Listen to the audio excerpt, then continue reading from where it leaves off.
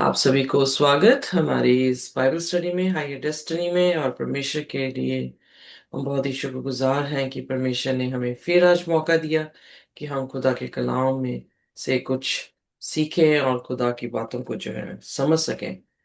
हम आज जो है वो निर्गमन उसका 35 अध्याय जो है वो सीखेंगे। हम ऑलरेडी 10 तक जो है वो सीख चुके हैं। आज जो है हम 10 से आगे जो है पढ़ेंगे। हमने खुदा के नियम देखे और हमने देखा कि किस तरह खुदा ने जो है अपने नियमों को अपने लोगों को बताया। और अब जो है लोगों का खुदा के हुक्म के अनुसार एक्शंस और उनके कामों को किस तरह से वो करते हैं, उसके बारे में जो है वो जिक्र आगे दिया गया। खास करके कि तंबू को और तंबू की चीजों को किस तरह से जो है उन्होंने इकट्ठा करके परमेश्वर के सामने लेकर आए। और खुदा ने उन्हें फ्री विल और विलिंगनेस दिखाने के लिए जो है, या विलिंगली उन तोहफों को खुदा के सामने लेकर आने के लिए जो है वो कहा गया।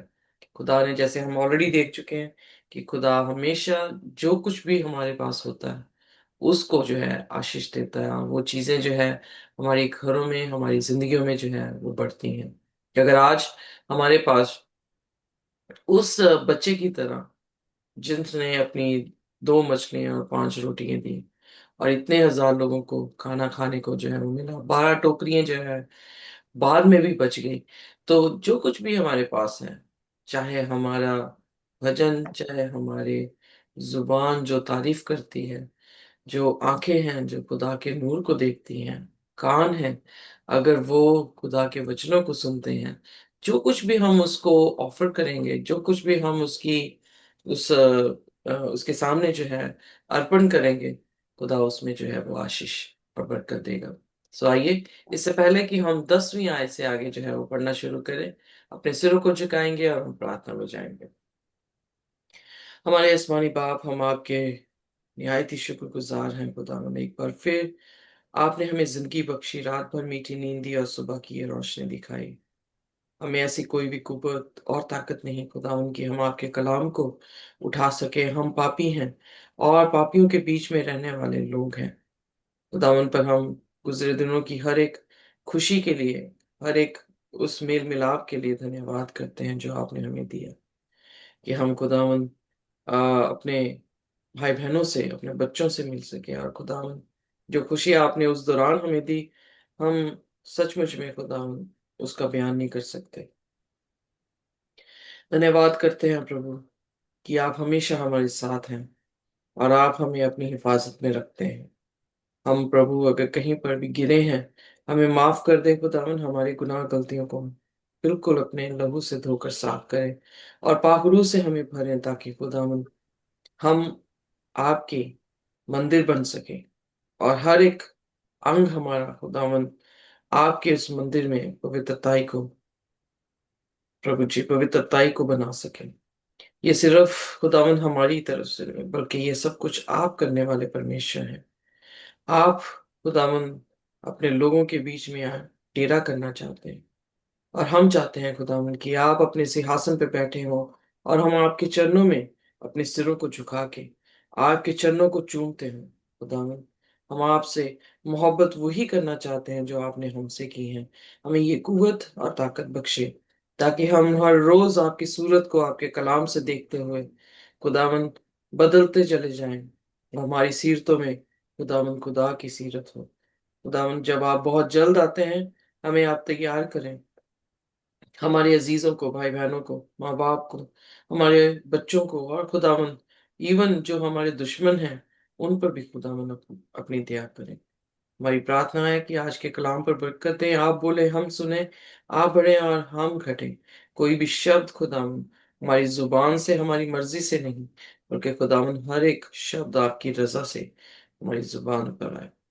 हमें पवित्र करें, यीशु के नाम से मांगते हैं, आमीन। अमेन। आमीन। अमेन। सो आइए देखते हैं 10वीं आयत। जी। और तुम में से जितनों के हृदय में बुद्धि का प्रकाश है, वे सब आकर जिस जिस वस्तु की आज्ञा यहोवा ने दी है वे सब बनाएं, अर्थात तंबू और अहेर समेत निवास और उसकी घुड़ी तख्ते, बेड़े, खंबे और कुर्सियां, फिर डंडों समेत संदूक और प्रायश्चित का ढकना और बीच वाला पर्दा, डंडों और सब सामान समेत मेज और भेंट की रोटियां, समान और दीपक समेत उजाला देकर दीवट और उजाला देने के लिए तेल, डंडों समेत धूप वेदी, अभिषेक का तेल, सुगंधित धूप और निवास के द्वार का पर्दा, पीतल की झंझरी, डंडों आदि सारे सामान समेत होमवेदी, पाए समेत पौधी, खंबे और उनकी कुर्सियां समेत आंगन के पर्दे और आंगन के द्वार के पर्दे, निवास और आंगन दोनों के घूंटे और डोरियां, पवित्र स्थान में सेवा टहल करने के लिए काढ़े हुए वस्त्र और याजक का काम करने के लिए हरून याजक के पवित्र वस्त्र और उसके पुत्रों के भी वस्त्र। ओके, सो यहाँ पर हम देखते हैं कि परमेश्वर ने जैसे आदेश दिया उसी तरह से मूसा ने अपनी कलीसिया को, अपनी प्रजा को, या अपने इजरायलियों को जो है वो कमांड किया कि वो हर एक चीज, अगर आप देखें, अगर जो लिस्ट यहाँ पे दी गई है वो सारी की सारी लिस्ट जो है वो सेंचुरी की लिस्ट है। और सेंचुरी के हर एक आर्टिकल को बनाने के लिए जो योगदान है वो किसका है? इजरायलियों का है। एम आई राइट? यस। और अगर इजरायली अपना काम कर रहे हैं और उस तंबू को जब वो बना रहे हैं तो उस तंबू में आकर विराजमान कौन है? खुदाबंद है। परमेश्वर। Exactly exactly. बट अगर एक भी तंबू की आर्टिकल में से वो निकाल देते हैं या उसको छोड़कर कुछ और डाल देते हैं तो प्रश्न ये उठता है कि खुदा क्या उनके बीच में जुम्बुश करेगा या अपना बसेरा कर पाएगा? नहीं। नहीं कर पाएगा। सो एग्जैक्टली यहाँ पर हम देखते हैं कि परमेश्वर ने जो पैटर्न है, क्योंकि इब्रानियों की पुस्तक में उसके 7वें अध्याय से 9वें अध्याय में जो है वो खास करके तंबू के बारे में जो है वो जिक्र आया है। पर हम ये देखते हैं कि हम ऑलरेडी इसको सीख चुके हैं। अगर आप जाके सीखना चाहते हैं, यूट्यूब में हाई डेस्टिनी में जाकर जो है इब्रानियों की पुस्तक सीख सकते हैं। सो इब्रानियों की पुस्तक में हमने ये देखा कि पौलुस ने कहा कि वो पैटर्न जो मूसा ने जमीन पर बनाया था वो आसमान का पैटर्न था। सो इसका मतलब आसमान की बनी हुई वेदी या खुदा का डेरा या खुदा का घर, या हम जिसे क्या कहते हैं, सेंचुरी कहते हैं अंग्रेजी में, वो सेंचुरी डुप्लीकेट सेंचुरी जो है वो आसमान की जमीन पर जो है वो बनाई गई है।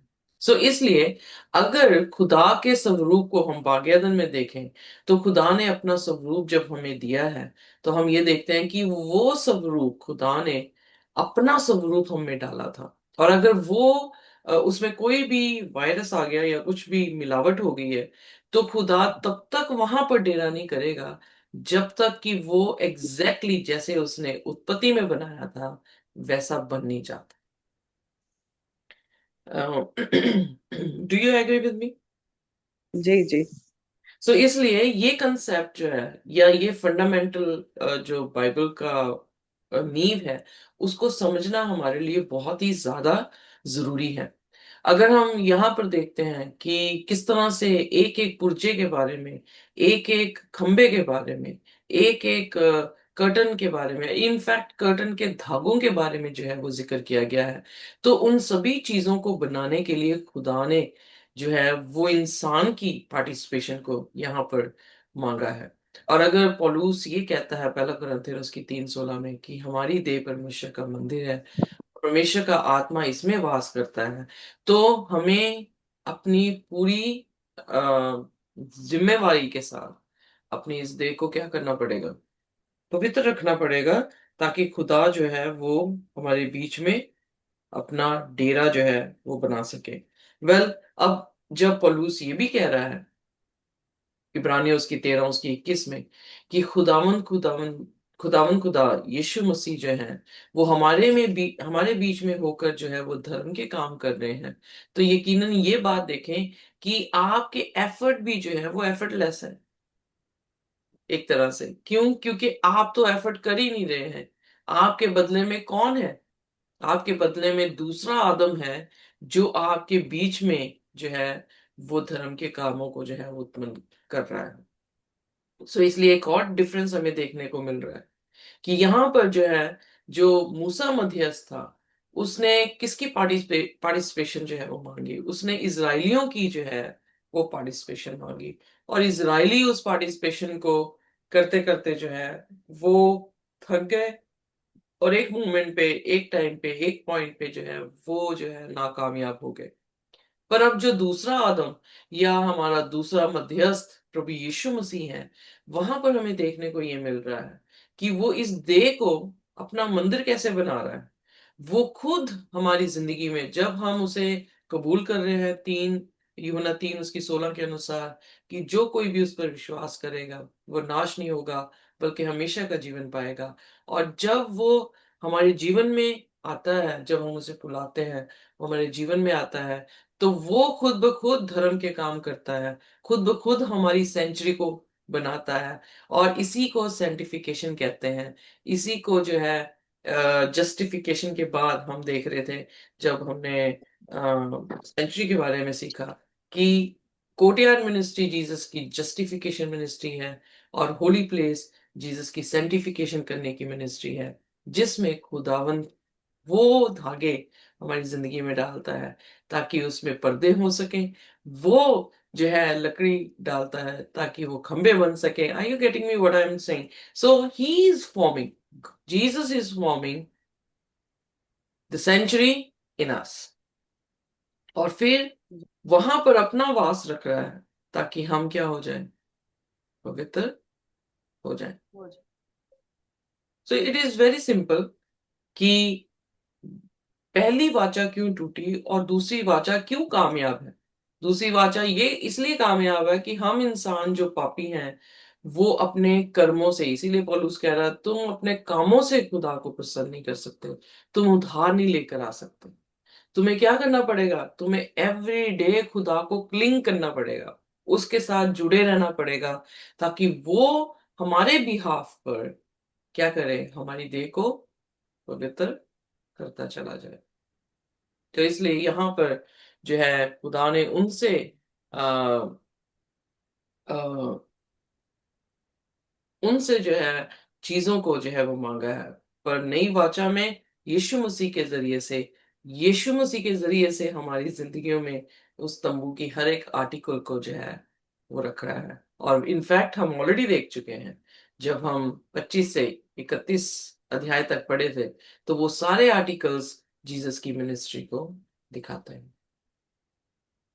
सच a beautiful concept it is. इसीलिए पहला करंथियन उसका 12 और उसकी 14वीं आयत से जब हम पढ़ते हैं, तो वहां पर बहुत ही खूबसूरत लिखा है कि एक देह है और बहुत सारे उसके अंग हैं। सो अगर देह यीशु मसीह की है और हम उसके अंग हैं, तो इसीलिए यीशु मसीह ने कहा यूहन्ना उसके 15 अध्याय में भी, कि मैं ताकलता हूँ, तुम टानियां हो। सो जो कोई मुझ में लगा रहता है वो क्या लाता है? फल लाता है। सो जो कोई उसमें उसको क्लिंग करेगा, खुदा उसमें अपनी अपने पानी को, अपनी खुराक को जो है उसमें डालेगा, और वो फलदायक जो है वो होगा। सो सेकेंड कवेनेंट में यीशु मसीह का ही एफर्ट है। हमने सिर्फ सबमिशन करनी है, विलिंगनेस दिखानी है, और वो एफर्ट डाल रहा है कि सब चीजें जो है हमारी जिंदगी में कर रहा है। सो आइए, अगर आप पढ़ना चाहते हैं, पहला कुरिन्थियन उसका 12 और उसकी 14वीं आयत। जी।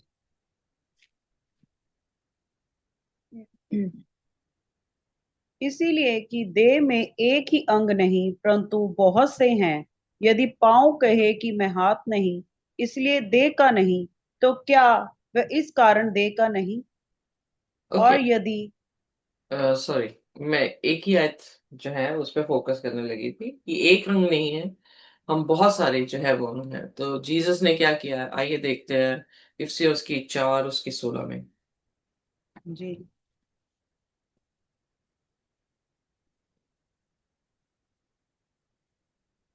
जिससे सारी देह हर एक जोड़ की सहायता से एक साथ मिलकर और एक साथ घटकर उस प्रभाव के अनुसार जो हर एक भाग के परिणाम से उसमें होता है, अपने आप को बढ़ाती है कि वह प्रेम में उन्नति करती जाए। तो हम देखते हैं कि हमारी बॉडी में कितने सारे अंग हैं और वो सारे क्या हुए हैं, निट हुए हुए हैं। सो वो निट कौन कर रहा है?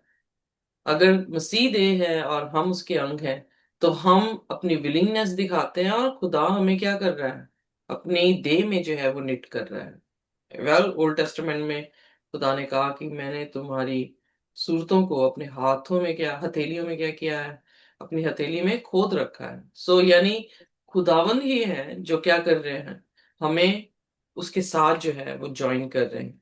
और वो कैसे कर रहे हैं? जब वो अपनी इंस्ट्रक्शंस हमें दे रहे हैं और हम उन इंस्ट्रक्शंस को विलिंगली फॉलो कर रहे हैं, तो क्या हो रहा है, हमारी कवेनेंट खुदा के साथ बन रही है।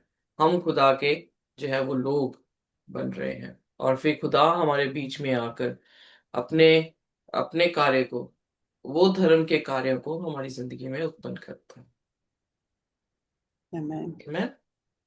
आमेन। आइए देखिए 20वीं आयत। सिस्टर जी, आपने अभी इब्रानियों को 13 की जो 21 बोली उसमें लिखा है, तुम्हें हर एक भली बात में सिद्ध करे, जिससे तुम उसकी इच्छा पूरी करो, और जो कुछ उसको भाता है उसे यीशु मसीह के द्वारा हम में उत्पन्न करे, जिसकी बढ़ाई युगा युगान होती रहे। आमेन। कितना खूबसूरत जो है यहाँ पे पौलुस ने लिखा है कि हमारे धर्म के काम, हमारे अच्छे काम करने वाला किसके जरिए से हो रहे हैं? यीशु मसीह के जरिए से हो रहे हैं।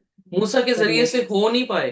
मूसा जो इंसान था, उसके जरिए से हो नहीं पाए।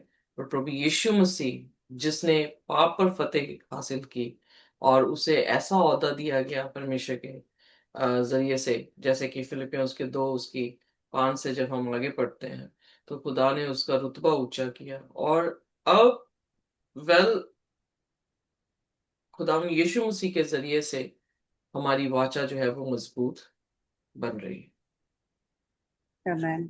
है।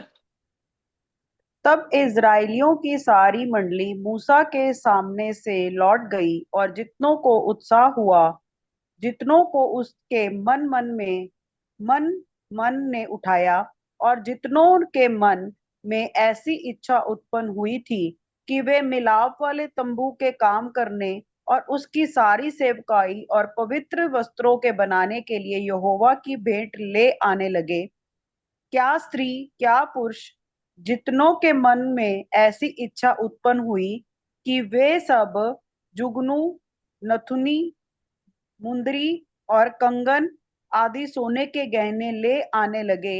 इस भांति जितने मनुष्य यहोवा के लिए सोने की भेंटों के देने वाले थे, वे सब उनको ले आए। एक कहानी मुझे जो है वो याद आ रही है। कैसे याद आई? क्योंकि यहाँ पर भी सेंचुरी जो है वो बन रही है। और नए नियम में जब हम प्रेरितों के कामों को जब देखते हैं, तो उसके 5वें अध्याय में भी जो है वो जिक्र आता है कि पौलुस जब कलीसिया स्थापित कर रहा है, तो उस कलीसिया में भी विलिंगनेस आती है और वो अपनी अपनी चीजें जो है वो क्या कर रहे हैं, पौलुस के पास लेकर आ रहे हैं। ठीक है। राइट। अब यहाँ पर जी। खुदा ने ऑलरेडी कहा कि विलिंगली जो कोई भी कोई चीजें जो है वो देना चाहता है, वो दे के लेके जो है वो आ सकता है। यहाँ पे पहली चीज हम देख रहे हैं कि खुदा ने किसी तरह का बंदिश जो है वो नहीं डाली, किसी तरह की जेंडर ऑब्स्ट्रक्शंस भी नहीं है, क्योंकि आदमी और औरत एक समान जो है, जो कोई भी विलिंग है, वो अपनी ऑफरिंग जो है वो खुदा के सामने, खुदा के उसकी सेवकाई के लिए, और जो कपड़े महायाजक के चाहिए थे, इनफैक्ट महायाजक के वस्त्र भी जो है क्या हो रहे हैं, लोगों की तरफ से जो है वो लेकर आए जा रहे हैं। सो इसी तरह का कोई भी इम्पार्शियलिटी नहीं है यहाँ पे, कोई सॉरी, कोई भी पार्शियलिटी नहीं है, इम्पार्शियल है हर एक इंसान। तभी हम देखते हैं गॉस्पेल्स में भी पौलुस कहता है कि क्या यूनानी, क्या इब्रानी, क्या दास, क्या आजाद, सभी जो है वो मसीह के लिए क्या है, एक है।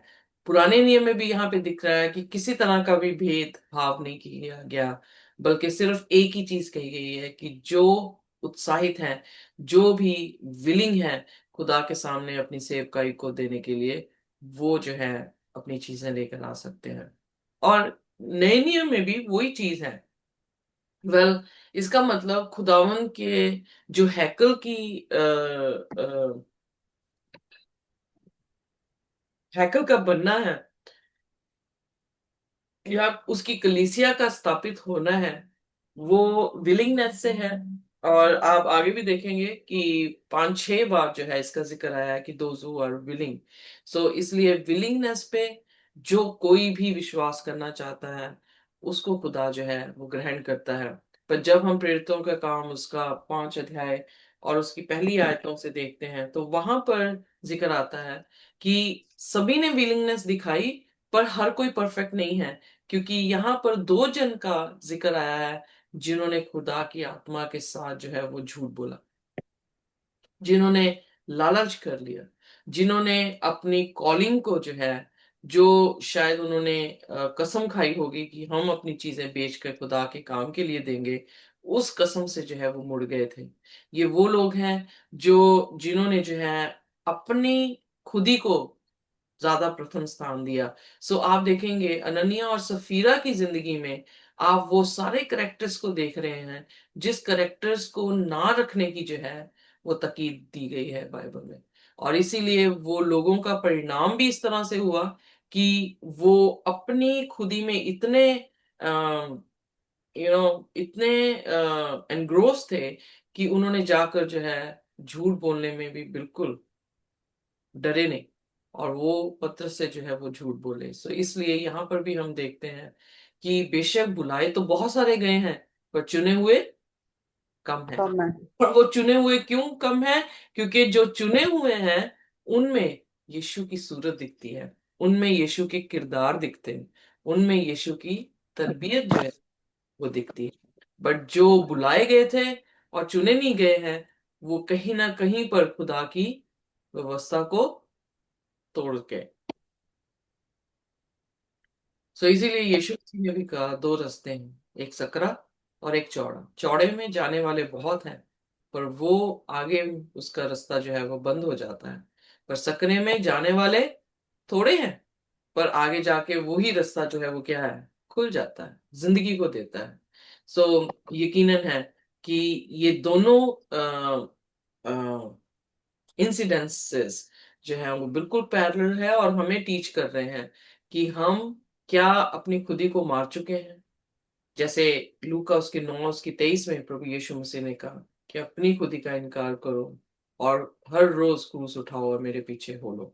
सो क्रूस उठाना मतलब आप अपनी पुरानी मनुष्यत्व को जो है खत्म करना, और मसीह में एक नया इंसान बनना। जैसे कि गलातियों में भी जो है उसके दूसरे अध्याय की आखिरी आयतों में जो है पौलुस ने कहा कि मैं हर रोज अपने आप को क्या करता हूँ, क्रूसीफाई करता हूँ, और ताकि मैं मारता जी सकूं। हूँ।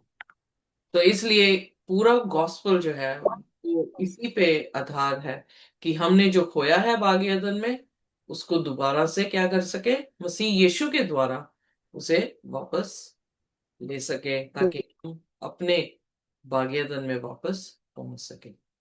सो आइए अगली आयतों को देखते हैं। आमेन। 23 आयत।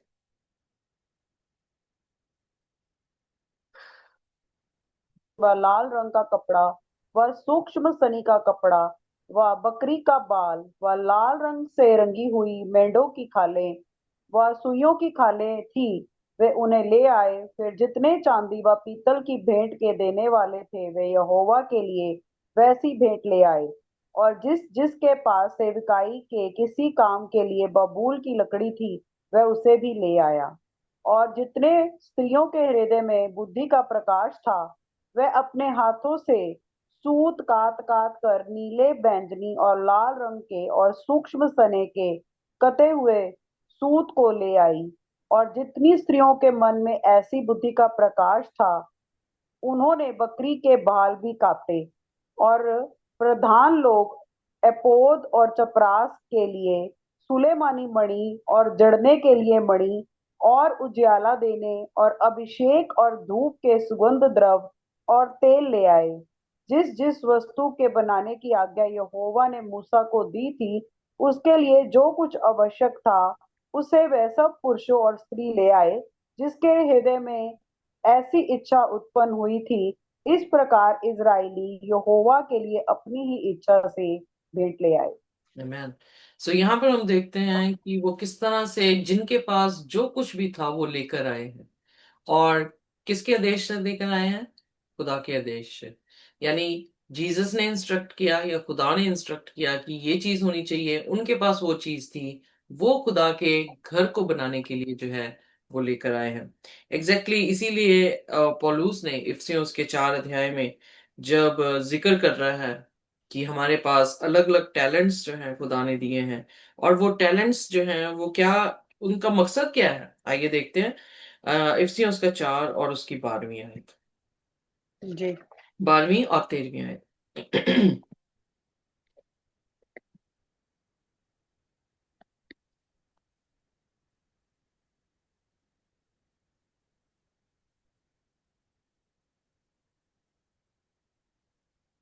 इफ्सियों उसका 4 अध्याय और उसकी 12वीं। 11वीं से पढ़ दें तो क्लियर हो जाएगा। इफिसियों 4। उसका 11वां वचन, 12वां और जी। 13। और उसने कितनों को भविष्यद्वक्ता नियुक्त करके और कितने को सुसमाचार सुनाने वाले नियुक्त करके और कितनों को रखवाले और उपदेशक नियुक्त करके दे दिया, जिससे पवित्र लोग सिद्ध हो जाएं और सेवा का काम किया जाए और मसीह की देह उत्पन्न उन्नति पाए, जब तक कि हम सब के सब विश्वास और परमेश्वर के पुत्र की पहचान में एक ना हो जाएं और एक सिद्ध मनुष्य ना बन जाएं और मसीह के पूरे डील डॉल तक ना बढ़ जाएं, ताकि हम आगे को बालक ना रहें, जो मनुष्यों की ठग विधियों और चतुराई से उनके भ्रम की युक्तियों की उपदेश की हर एक बयार से उछाले और इधर इधर घुमाए जाते हों। मैन। सो फिर उसके बाद 15वीं पढ़ दें आप, क्योंकि आप आगे आगे। वरन वरन प्रेम में सच्चाई से चलते हुए सब बातों में उसमें जो सिर है अर्थात मसीह में बढ़ते जाएं। आमेन। आमेन। तो यहाँ पर इसीलिए पौलुस जो है बहुत ही अच्छी तरह से बयान कर रहा है कि खुदा ने जो हमें दिया है, अब ये भी तो खुदा ने ही उन्हें दिया था ना। उनके पास जो भी था वो खुदा ने दिया था, और खुदा उनसे अपनी हैकल बनाने के लिए जो है वो विलिंगनेस दिखाने के लिए या उनसे उम्मीद रख रहा है कि वो इसमें जो है अपना योगदान दे। उसी तरह से खुदा ने हमें भी टैलेंट्स दिए हैं। कौन से टैलेंट्स हैं? खुदा ने यहाँ पे जिक्र किया है, कईयों को जो है खुदा ने अपोस्टल बनाया है, कईयों को प्रॉफिट्स बनाया है, कईयों को इवेंजलिस्ट है, कोई पास्टर्स हैं, टीचर्स हैं। क्यों खुदा ने ये तोड़े उनको दिए हैं, और क्यों वो अपनी घर की सेवकाई में उन्हें इस्तेमाल कर रहा है? ताकि वो लोगों को क्या कर दें, सिद्ध बनाए। लोगों को बेशरम नहीं, लोगों को बकवादी नहीं, लोगों को सिद्ध बनाए। और किसके किसके डील डॉल में? प्रभु यीशु मसीह के डील डॉल में, यानी यीशु मसीह की इमेज में जो है वो उनको खुदावंद के सत्य में, खुदा की नॉलेज में लेकर आए, और उसके डील डॉल में उन्हें सिद्ध कर दें, ताकि वो बच्चे ना रहे जो किसी भी झूठी शिक्षा में जो है वो क्या हो जाए, फंस जाएं या धोखा खा जाएं।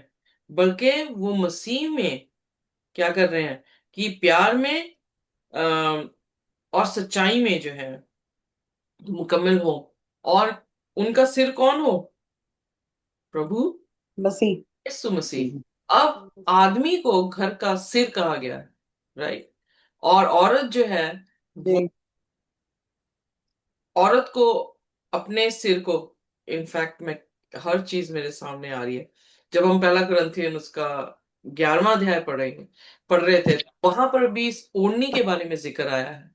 और सिर को ढांपना जो है वो इज्जत देने को, अपने आदमी को जो है इज्जत देने की बात आई है, खुदा को इज्जत देने की बात आई है। फिर खुदा ने कहा कि औरतों के बाल उनकी ओढ़नी है, क्योंकि वो उनको क्या कर रहे हैं, डिस्टिंग्विश कर रहे हैं आदमी आदमी से। और उनकी बाल जो है वो उनकी ओढ़नी, उसके सिर की जो है इज्जत है।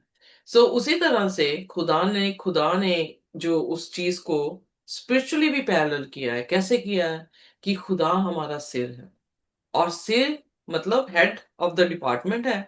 अगर वो हेड ऑफ द डिपार्टमेंट है, जो वो आदेश देता है हम जैसे करते हैं, तो हम उसको इज्जत दे रहे हैं।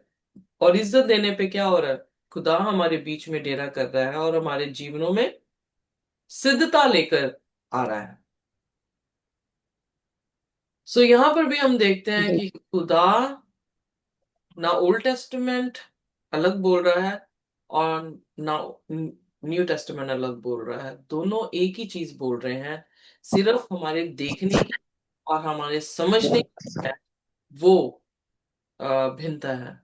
अगर हम खुदा की, तभी मैं कहती थी कि अगर आत्मा, बहुत सारे लोग क्लेम करते हैं कि खुदा का आत्मा मुझसे बात कर रहा है और कह रहा है कि कोई बात नहीं, ये हम जो हुक्म है हम तोड़ भी दें तो खुदा फिर भी हमसे नाराज नहीं होगा। इट्स एब्सोल्युटली वियर्ड, क्योंकि खुदा का आत्मा कभी भी बदल नहीं रहा। मूसा ने जो लिखा है वही पौलुस लिख रहा है। सो आत्मा कुछ भी अलग नहीं कह रहा है, आत्मा एक ही चीज कह रहा है। बट उसको समझने के लिए आपको वही हमें आत्मा की जरूरत है। अगर वही आत्मा हमारे बीच में नहीं है, हम नहीं समझ पाएंगे, हम कंफ्यूज हो जाएंगे। इसलिए इतने लोग कंफ्यूज हैं, उन्हें समझ ही नहीं आ रही बाइबल, क्योंकि उनके पास वो सेम आत्मा नहीं है जो मूसा के पास था, जो पौलुस के पास है, और जो आत्मा कभी बदलता नहीं है। Amen? Amen. सो यहाँ पर इसलिए हम Amen. तो इस बात का हियाव है, हमें इस बात का घमंड है कि हम खुदा को जानते हैं और हम खुदा को समझ रहे हैं। और यही एविडेंस है कि हमारे पास खुदा की आत्मा, and we are sealed by the same spirit in the last days.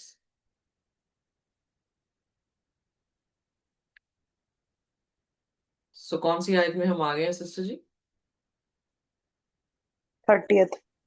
तब मूसा ने इस्राएलियों से कहा, सुन, यहोवा ने यहूदा के गोत्र वाले और बसलेल को, जो उरी का पुत्र और हूर का पोता है, नाम लेकर बुलाया है, और उसने उनको परमेश्वर के आत्मा से ऐसा परिपूर्ण किया है कि सब प्रकार की बनावट के लिए उसको ऐसी बुद्धि, समझ और ज्ञान मिले कि वह कारीगर और की युक्ति निकालकर सोना, चांदी और पीतल में, और जड़ने के लिए मणि काटने में, और लकड़ी के खोदने में, वरन बुद्धि से सब भांति की निकली हुई बनावट में काम कर सके। फिर यहोवा ने उनके मन में और दान के गोत्र वाले एहसमाक के पुत्र ओहलियाब के मन में भी शिक्षा देने की युक्ति की है कि इन दोनों के हृदय को यहोवा ने ऐसी बुद्धि से परिपूर्ण किया है कि वे खोदने और गाड़ने और नीले, बैंजनी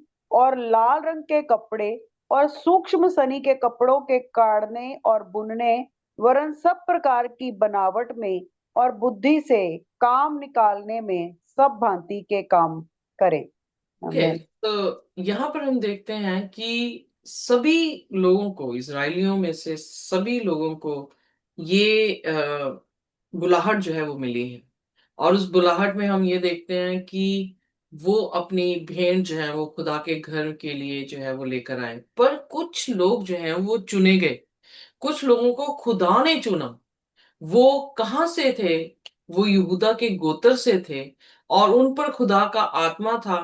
बड़े ध्यान से देखें, 31st वर्स मैं अंग्रेजी में जब इसे देख रही हूं, तो वहां पे किस तरह से बयान किया गया है।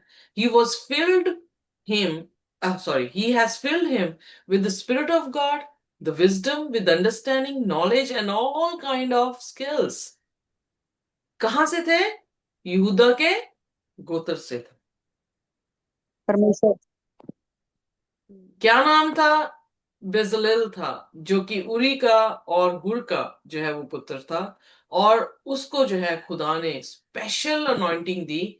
वो परमेश्वर के आत्मा से भरा था, उसकी बुद्धि से, उसकी समझ से। और और हम देख रहे हैं कि उसने आकर क्या किया है। उसने जो उन्होंने रॉ मटेरियल दिया था, उस रॉ मटेरियल को जो है वो फॉर्म किया है। सो ओहोलियाब और बेजलेल जो है, उन दोनों को जो है स्पेशल कॉलिंग हुई कि वो क्या कर दें, वो खुदा के लिए जो है वो काम करें। बट जो यहूदा के गोत्र से है, उसको स्पेसिफाई किया गया है कि उसको अंडरस्टैंडिंग के साथ जो है गोल्ड, सिल्वर और ब्रॉन्ज के बीच में, और फिर किस तरह से स्टोन को कट करना है, किस तरह से वुड में जो है वो काम करना है, हर आर्टिस्टिक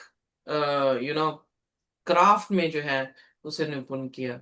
सो इसलिए हम यहाँ पर ये देखते हैं कि खुदा ने बुलाया है, पर खुदा ने फिर उस चीजों को, जो रॉ मटेरियल हम खुदा के सामने लेकर आते हैं, उस रॉ मटेरियल को तराशने वाला यहूदा के गोत्र से है, और वो कोई और नहीं, प्रभु यीशु मसीह है।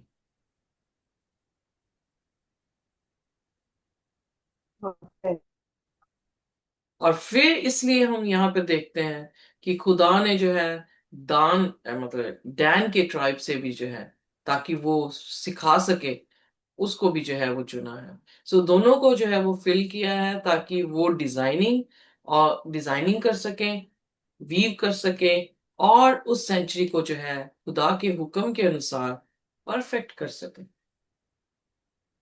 सो हर एक्शन हम देख रहे हैं बाइबल में, जो भी खुदा ने लिया, उसका यीशु मसीह की मिनिस्ट्री के साथ बहुत बड़ा ताल्लुकात था। और वो चीजें जो हैं यीशु मसीह की मिनिस्ट्री को जो है वो दिखा रही थी कि वो हमारी जिंदगी में क्या करता है। सो हमारी विलिंगनेस है कि हम खुदा को न्योता देते हैं अपनी जिंदगी में आने का, तो वो हमारी जिंदगी में आकर हमें तराशता है, हमें सिद्ध बनाता है, और यीशु के डील डॉल में हमें जो है वो करता है। इन्होंने भी क्या किया, सेंचुरी जो आसमान में है, उसकी डील डॉल जो है उन्होंने जमीन पर बना दी।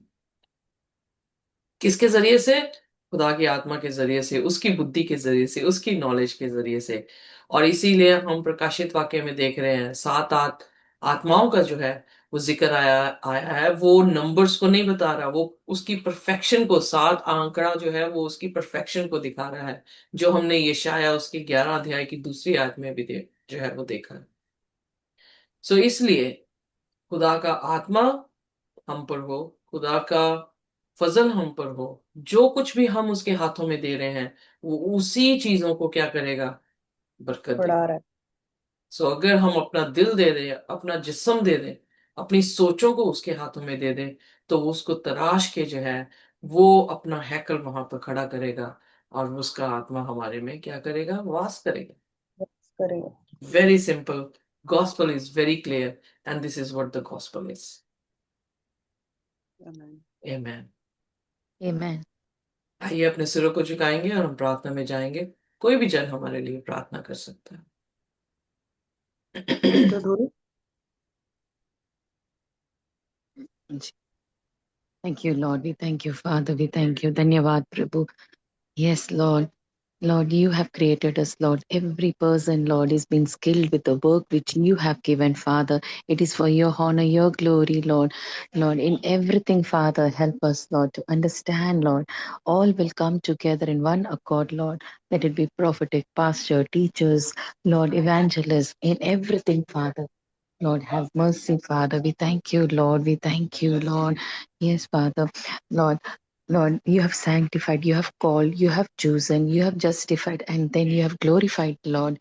Yes, Father. We all together being, Lord, with one accord, Father, in Christ there is unity. Yes, Lord, everyone with its work, Lord, we come together, Lord, in the altar, and Lord, and do all the works which you have given through unity in love, truth in love, Father, with together, Father. We thank you, Lord. We thank you for helping us, each one of us, Father, to do the works of for your kingdom, for your honor, for your glory, so that people will see Christ in us. He who is in us is greater than the one he was in the world. Thank you, Father. We thank you. It is the same, Lord. You're the same yesterday, today, and forever, Father. Nothing is impossible for you, Lord, and no one can change us also, Father. Thank you for the hope, for the Lord, for the everything which you have given freely. You have given, fathers, the adoption of the sons, yes, and daughters, Father. We thank you. We thank you, Lord, for everything, Father. We ask all this in the name of your only Son, Jesus Christ. We pray. Amen.